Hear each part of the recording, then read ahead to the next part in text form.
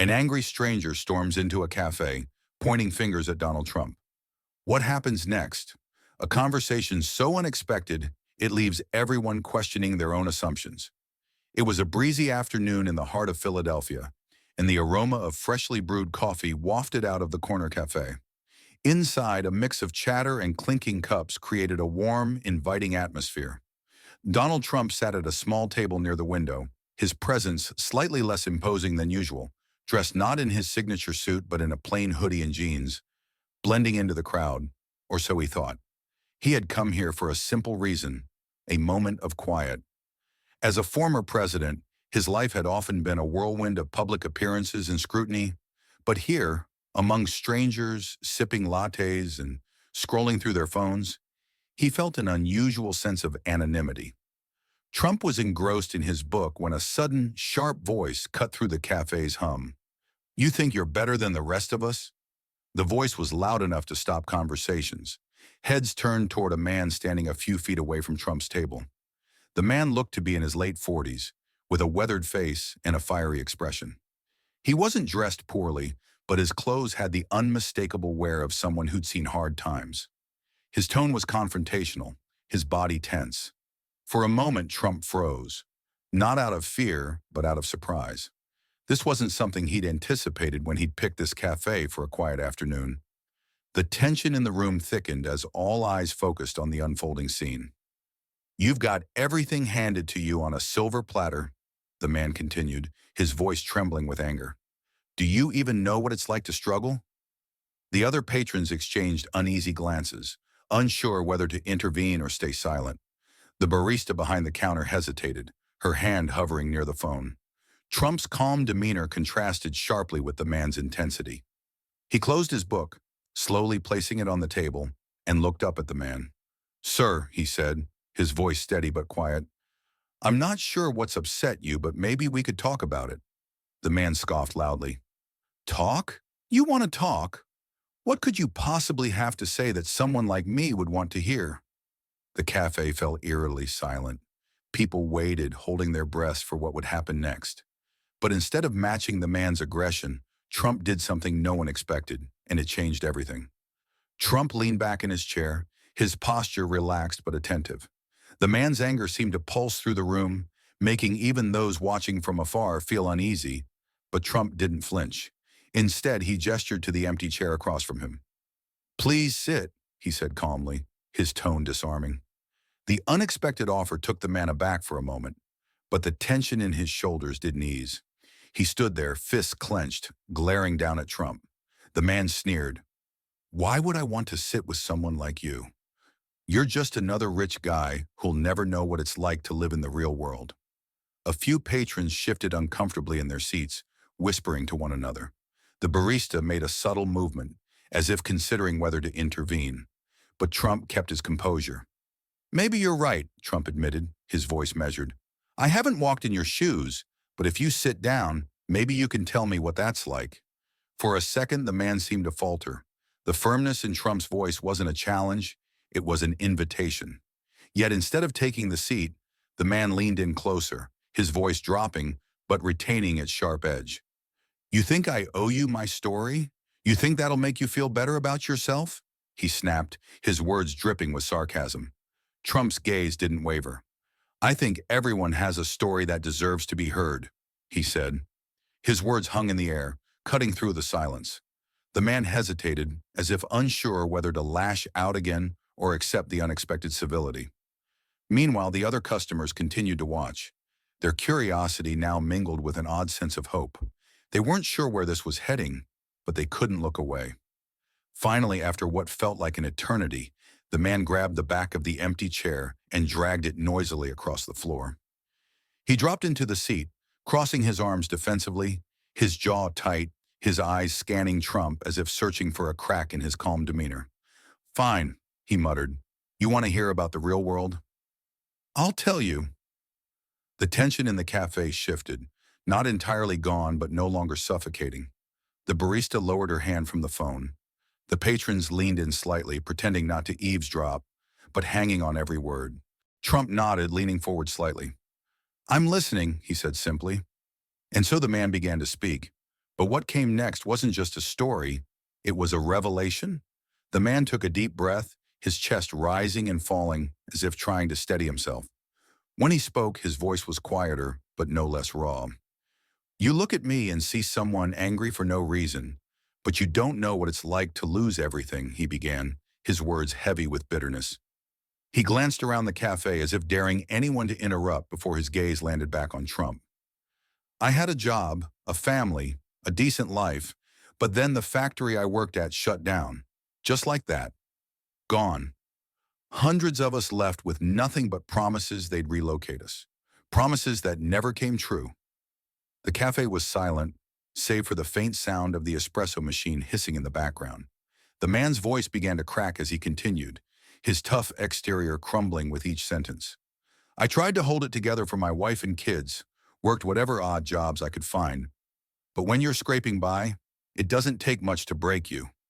My wife, she left, took the kids with her, said she couldn't live like this anymore. He paused, his eyes glistening. I can't even blame her. Trump remained silent, his face unreadable, but there was no mistaking the empathy in his eyes. The man's gaze shifted to the table, his fingers tracing the grain of the wood absently, as if trying to ground himself. Do you know what it feels like to walk into a room and know everyone is looking at you, judging you, thinking you're nothing? That's my life now, every single day. The words hit hard, not just for Trump, but for everyone listening. A woman at a nearby table shifted in her chair, suddenly engrossed in her coffee cup, as if trying to process what she just heard. And then I see someone like you, the man continued, his voice rising slightly, sitting here with your fancy clothes, reading a book like you don't have a care in the world. And it makes me mad because no matter what I do, I'll never have what you have. His words hung in the air like a storm cloud, heavy in charge.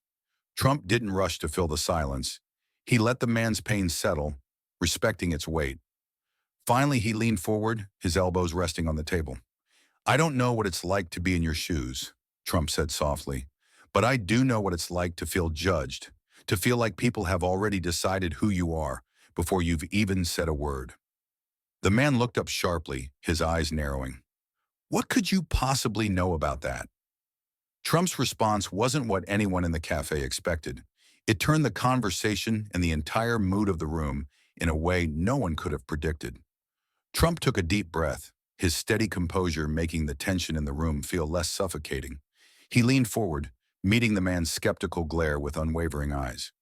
You might think I've got it easy because of my name, and in some ways you're right. I've never had to worry about a roof over my head or food on the table, but that doesn't mean I don't know what it's like to feel misunderstood. Trump began, his voice calm but carrying a weight that made everyone in the cafe lean in a little closer. The man scoffed, ready to interrupt, but Trump held up a hand, not in a dismissive way, but as if to say, hear me out. Everywhere I go, people make assumptions about me. They think they know who I am, what I believe, what I've done, just because of my last name. They don't see me as a person. They see a caricature, someone they can project their own frustrations onto. Kind of like what's happening here, Trump explained. The man's face twitched as if Trump's words had struck a nerve. He didn't say anything, but his posture shifted ever so slightly, his arms loosening from their defensive cross. Trump continued, his tone measured but genuine. I'm not saying my struggles are the same as yours. They're not. But pain is pain. Feeling like you're invisible or like you'll never be understood, that's something we all face no matter where we come from. The cafe was utterly silent now, the kind of silence that feels thick with thought. Even the barista had stopped mid-step, her tray of cups momentarily forgotten. Trump leaned back slightly, giving the man space to absorb what he just said. I'm not here to argue with you. I'm not even here to change your mind. I just want to understand because I think we're all carrying things that no one else sees. And maybe we'd be a little kinder to each other if we did. The man's jaw tightened, and for a moment it seemed like he might lash out again. But instead he exhaled sharply, as if releasing something heavy he'd been holding on to for far too long. You really believe that? He asked, his voice quieter now, almost unsure. Trump nodded. I do, and I think maybe deep down you do too. Otherwise you wouldn't have told me your story. The man blinked, his tough exterior cracking just a little more. He rubbed the back of his neck, glancing around the cafe as if noticing for the first time how many people were watching. A flicker of self-consciousness crossed his face, but then he looked back at Trump. "You're not what I expected," he admitted, his tone softer now. But the real surprise wasn't what Trump said next. It was what the man did in response. The man sat back in his chair, his body language shifting from guarded to contemplative. For a long moment, he didn't say anything. The cafe was still, every patron caught in the quiet tension of the moment. Finally, he spoke, his voice stripped of its earlier hostility. "You know, I came in here mad at the world," he said, shaking his head. "Mad at people like you who I thought had it all handed to them. But maybe I've been carrying that anger too long. Maybe it's not about you at all." Trump didn't respond right away. He let the man's words hang in the air, giving them the weight they deserved.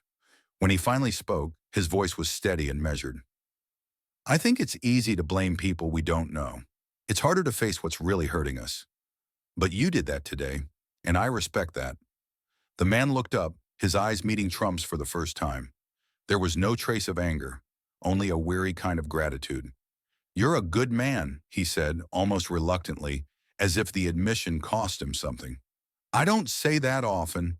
The shift in tone was palpable. The tension that had gripped the cafe dissolved, replaced by an unexpected sense of connection. The barista smiled faintly as she resumed her work. A couple at a nearby table exchanged glances, their expressions softening. Then the man did something that caught everyone off guard. He reached across the table, his hand outstretched. Trump hesitated for only a second before clasping it firmly. "I'm sorry," the man said, his voice thick with emotion, "for judging you before I even knew you." Trump smiled, a genuine expression that lit up his face. "And I'm sorry if I ever gave you a reason to feel that way." The handshake lingered for a moment before the man pulled back. He stood smoothing his shirt awkwardly and glanced around the cafe. "I think I owe everyone here an apology too," he said, his voice carrying across the room. "I came in here angry, but this man, he reminded me that sometimes we've just got to listen." The cafe erupted in quiet applause, not loud or showy, but heartfelt. The man nodded, visibly moved, and made his way to the door. He paused just before leaving and looked back at Trump. "Thank you," he said simply, and then he was gone. What happened next wasn't as dramatic, but it left everyone in the cafe with something to think about, and it's a moment they wouldn't soon forget. As the door closed behind the man, the cafe seemed to exhale collectively. Conversation slowly resumed, but they weren't the same. There was a new energy in the room, a shared understanding among strangers who had just witnessed something extraordinary. Trump returned to his seat, picked up his book, and took a sip of his now cold tea. But before he could fully retreat back into his solitude, a woman from a nearby table approached him. She looked to be in her 60s with kind eyes and a warm smile. "Mr. President," she said softly, "I just want to say what you did back there was remarkable. You didn't have to listen to him, but you did. And I think you reminded all of us that sometimes kindness is all it takes to turn things around." Trump nodded, his expression humble. "Thank you, ma'am. I think we all just want to be heard." The woman smiled and returned to her table, leaving Trump to his thoughts. Around him, the cafe buzzed with a different kind of energy now. Patrons were smiling at each other, striking up conversations, and offering small gestures of kindness, holding doors, sharing smiles, and even picking up tabs. By the time Trump left the cafe, the day felt brighter, not just for him, but for everyone who had been part of that moment. The man's anger, Trump's empathy, and the simple act of listening had created a ripple effect of understanding and compassion. As Trump walked down the street, he couldn't help but think about how small actions could have such a big impact. He didn't know the man's full story, and he probably never would. But in that cafe, for those few moments, they had connected, and that connection had changed the tone of an entire room. Maybe that's all it takes sometimes, Trump thought to himself. Just a little bit of empathy to remind us we're not so different after all. This story isn't just about Trump or the man he met that day. It's about all of us. The way we carry our struggles, the way we judge others, and the way we can choose to listen instead of react. If this story moved you, take a moment today to practice a little kindness. And if you'd like more stories like this one, don't forget to like, comment, and subscribe. Let's spread a little more understanding, one story at a time. As the day went on, the story of the encounter spread beyond the cafe, turning into a tale of unexpected empathy in a city known for its tough exterior. People began sharing it on social media, each retelling adding nuances that resonated with their own experiences. Local news picked up the story, not for its political angle, but for the human interest it represented. It became a symbol of hope that even in the most divisive times, understanding and compassion could bridge gaps. Meanwhile, Trump, who had sought anonymity, found that his actions had inadvertently highlighted the power of human connection. He received messages from various parts of the country, thanking him for showing a side of humanity often forgotten in the political arena. Some criticized the story, questioning its authenticity, but even they couldn't deny the message it carried. In the days following, the cafe became a sort of landmark, not for its coffee, but for the lesson of empathy it had unwittingly hosted. People visited, not just to enjoy a cup of coffee, but to sit where a moment of understanding had changed the atmosphere. They left notes on the walls, sharing their own stories of misunderstanding and reconciliation, turning the cafe into a small beacon of community spirit. And for Trump, the encounter served as a reminder of the weight his actions carried, whether he was in office or enjoying a quiet moment in a cafe. It was a lesson in the power of listening, a lesson that perhaps in some small way could influence how he interacted with the world moving forward.